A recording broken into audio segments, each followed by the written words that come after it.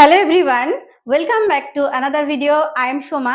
Today in this video we will practice some daily used English sentences. আজকের ভিডিওতেও আমরা practice করব বেশ কিছু দৈনন্দিন জীবনে ব্যবহৃত হয় এই রকমই ইংরেজি বাক্য। আশা করছি তোমরা প্র্যাকটিসের মধ্যেই রয়েছো। আমরা যদি রেগুলার লাইফের কথাগুলো প্র্যাকটিস করতে থাকি তাহলে আমরা কিন্তু নিজেদেরকে ইংলিশে অনেক বেশি ডেভেলপ করতে পারবো। তবে প্র্যাকটিস ছাড়া কিন্তু কোনো কথা হবে না, প্র্যাকটিস করতে হবে, ঠিক আছে? তো দেখো আজকের ভিডিও স্টার্ট করা যাক। ছেলেটি বেশ পড়ে। আমাদের পাড়ার কোনো ছেলে, সে খুব ভালো পড়াশোনা করে, দেখি সব সময় পড়ে, তো দেখে বলতে পারি আমরা ছেলেটি বেশ পড়ে। তো এটাকে আমরা ইংরেজিতে বলতে পারি the boy reads well. The boy ছেলেটি রিডস পড়ে, ওয়েল মানে বেশ বা ভালো। দ্য বয় রিডস ওয়েল, ছেলেটি বেশ পড়ে। The boy reads well. The boy reads well. সে মৃদুভাবে কথা বলে। সে মৃদুভাবে কথা বলে।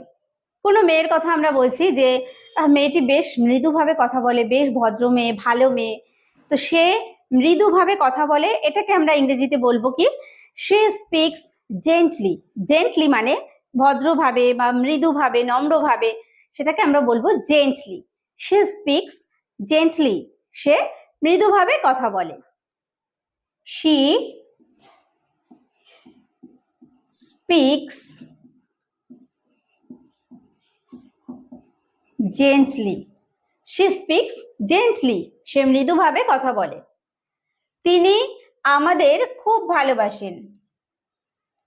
কোনো গুণী ব্যক্তি বা কোনো আমাদের গুরুজনদের কথা বলা হচ্ছে যে উনি আমাদেরকে খুব ভালোবাসেন। হি লাভস আস, তিনি আমাদের ভালোবাসেন। খুব ভালোবাসেন, খুব অর্থে আমরা ব্যবহার করব এখানে deeply. He loves us deeply, সে আমাদের বা তিনি আমাদের খুব ভালোবাসেন। He loves us deeply. He loves us deeply. He loves us deeply, তিনি আমাদের খুব ভালোবাসেন। কুকুরটি দ্রুত বেগে দৌড়াচ্ছে। কোনো কুকুর খুব জোরে দৌড়চ্ছে, বলছে কুকুরটি দ্রুত বেগে দৌড়চ্ছে। দ্য ডগ ইজ রানিং, কুকুরটি দৌড়চ্ছে দ্রুত বেগে, swiftly. The dog is running swiftly, কুকুরটি দ্রুত বেগে দৌড়চ্ছে। The dog is running. The dog is running swiftly. The dog is running swiftly. কুকুরটি দ্রুত বেগে দৌড়াচ্ছে। তারা শান্তিতে বাস করে। কেউ পাড়ার কেউ খুব ভালো আছে, দেখে বলছি যে দেখেছো ওদের মধ্যে কোনো রকম লড়াই নেই, তারা খুব শান্তিতে বাস করে। তো তারা শান্তিতে বাস করে। দে লিভ, তারা বাস করে। আর শান্তিতে পিসফুলি। দে লিভ পিসফুলি, তারা শান্তিতে বাস করে। They live peacefully. They live peacefully, তারা শান্তিতে বাস করে। তিনি সৎভাবে জীবনযাপন করেন। কারোর অবস্থা দেখে কেউ বলছে যে ওনার কেমন জীবনযাপন, এরকম লাইফস্টাইল, তাহলে তিনি কি খারাপ বা খারাপভাবে বাস করেন বা তার জীবনযাপন তিনি কেমন ভাবে করেন? তো বলছি যে তিনি খুব সৎভাবে জীবনযাপন করেন। He lives honestly. He lives honestly. Honestly মানে হচ্ছে সৎভাবে। He lives honestly. He lives honestly. He lives honestly, তিনি সৎভাবে জীবনযাপন করেন। সে ব্যস্ত হয়ে ঘোরাফেরা করছে। ওকে দেখলাম যে খুব ব্যস্ত হয়ে ঘোরাফেরা করছে। সে ব্যস্ত হয়ে ঘোরাফেরা করছে। হি ইজ মুভিং অ্যাবাউট, সে ঘোরাফেরা করছে। বিজিলি, ব্যস্ত হয়ে। He is moving about busily. He is moving about মানে ঘোরাফেরা করছে, বিজিলি মানে ব্যস্ত হয়ে। He is moving about busily, সে ব্যস্ত হয়ে ঘোরাফেরা করছে। সে সহজে অঙ্কটি করলো।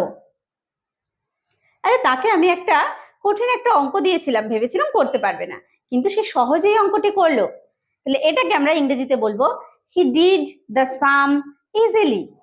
হি ডিড, সে করলো অঙ্কটি, দ্য সাম সহজভাবে, easily. He did the sum easily.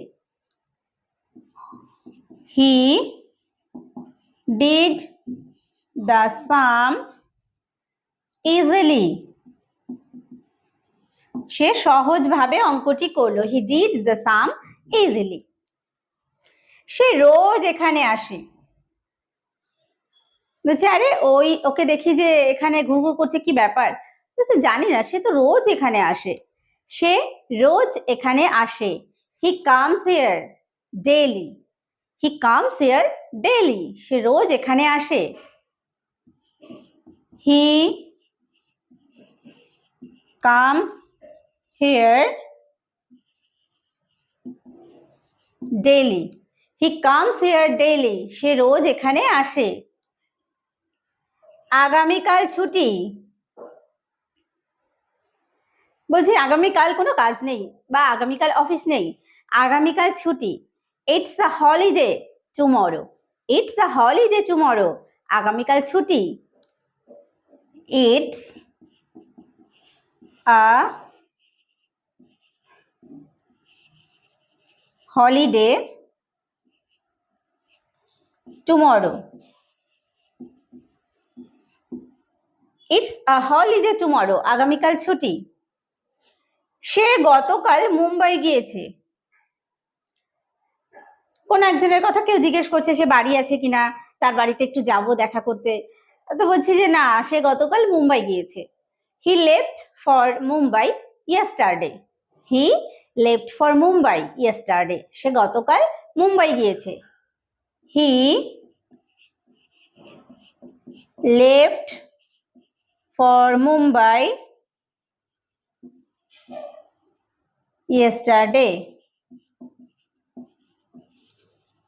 Okay, he left for Mumbai yesterday. সে গতকাল মুম্বাই গিয়েছে। শিগগিরই বৃষ্টি থামবে। অনেকক্ষণ ধরে বৃষ্টি হচ্ছে, তো আমি কাউকে বলছি যে শিগগিরই বৃষ্টিটা থেমে যাবে বা শিগগিরই বৃষ্টি থামবে, তারপর আমরা যাব, এরকম আমরা বলে থাকি। তাহলে শিগগিরই বৃষ্টি থামবে।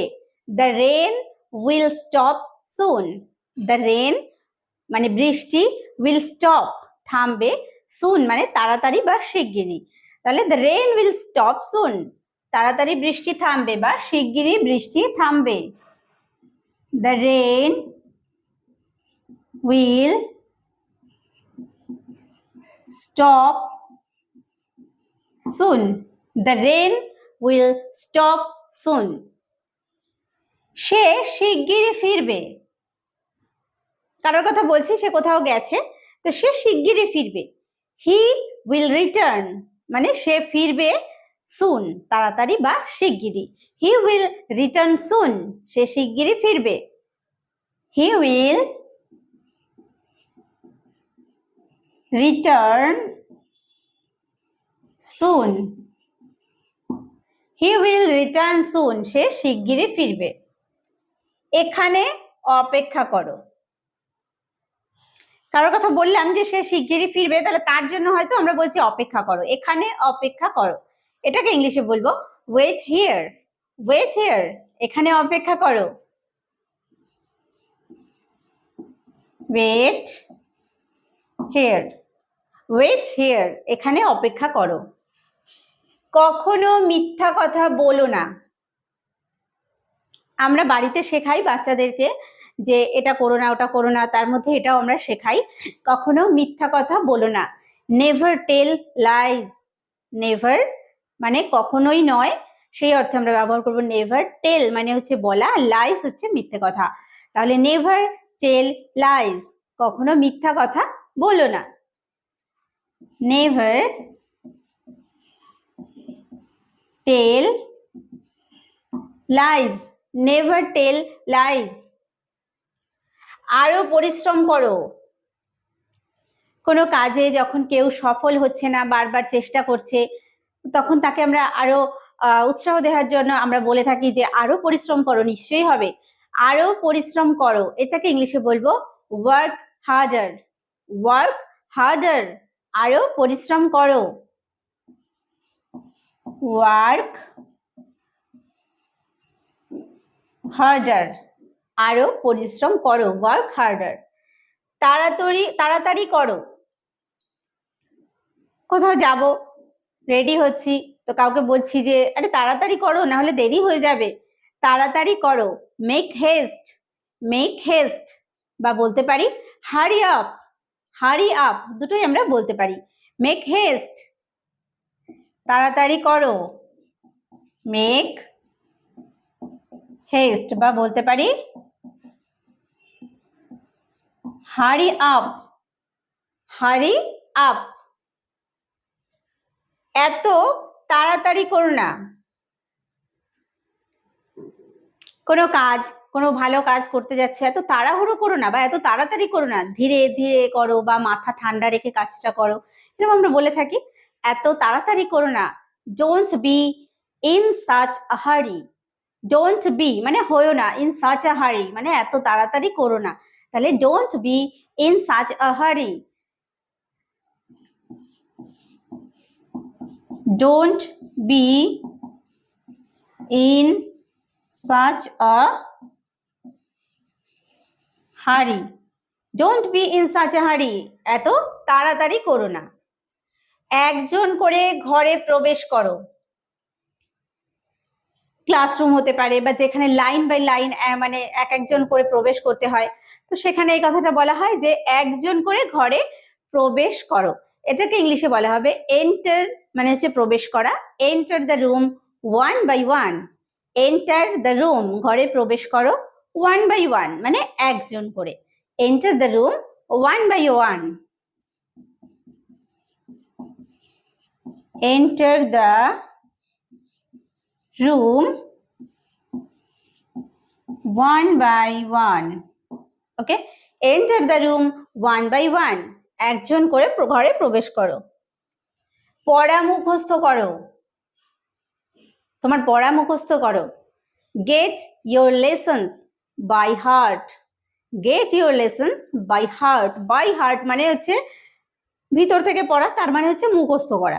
Gate your lessons by heart, get your lessons by heart, get your lessons by heart, পড়া মুখস্থ করো। মেঝের উপর থুথু ফেলো না, আমরা রাস্তায় কোথাও লেখা থাকে যে এখানে থুথু ফেলো না, এরকম আমরা দেখেছি, বা আমরা বাড়ির বাচ্চাদেরকে বলতে পারি যে মেঝের উপর থুথু ফেলো না, এটা বাজে, ব্যাড হ্যাবিট, এরকম আমরা শেখাতে পারি। তো মেঝের উপর থুথু ফেলো না, ডোন্ট স্পিট, স্পিট মানে হচ্ছে থুথু ফেলা, ডোন্ট স্পিট থুথু ফেলো না, অন দ্য ফ্লোর মেঝের উপর, ডোন্ট স্পিট অন দ্য ফ্লোর মেঝের উপর থুথু ফেলো না, don't স্পিট on the floor, don't spit on the floor মেঝের উপর থুতু ফেলো না। সে ধীরে হাঁটে, কারোর কথা বলছি, আরে সে তাড়াতাড়ি পৌঁছাতেই পারবে না, সে ধীরে হাঁটে। he walks slowly, he walks slowly সে ধীরে হাঁটে। he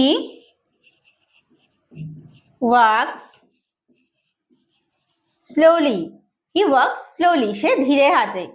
আজকের ভিডিওতেও আমরা শিখলাম বেশ কিছু দৈনন্দিন জীবনে ব্যবহৃত হয় এইরকমই ইংলিশ সেন্টেন্স।